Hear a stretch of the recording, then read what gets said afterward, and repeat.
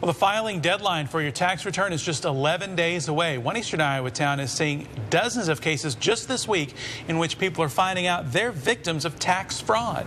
KWWL's Justin Andrews spoke with the victim who is one of dozens in the Iowa City area. Justin?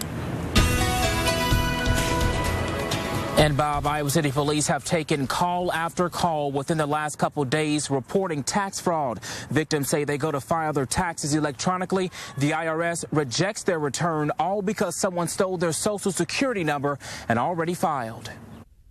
And I had no knowledge of this.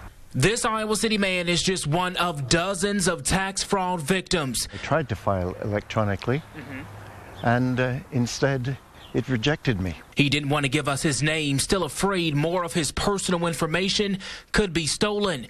He says he got a letter from the IRS the same day he was filing his taxes saying someone already filed for him and knew something wasn't right. Well, I was shocked.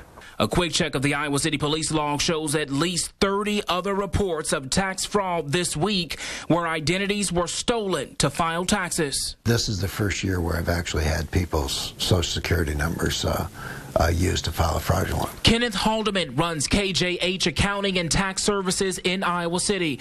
He's been in the business for 25 years and says this year is the first time he's seen returns rejected because of identity theft. Victim of an identity theft for their tax return purposes. That's only tax return purposes.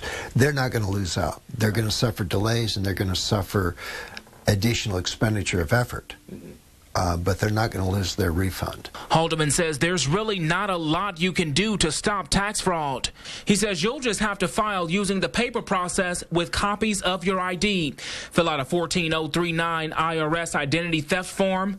Call the IRS immediately if you're a victim, and this manual process could delay your returns by months.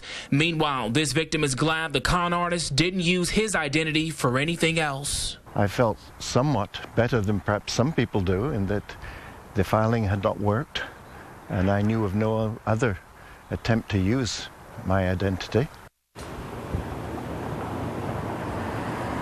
Now, the watch commander here at the Iowa City Police Department says they've even taken several tax fraud calls today. The commander says it's more this year than he's ever seen in the past. We've got you covered live. I'm Justin Andrews, KWWL News. All right, thanks for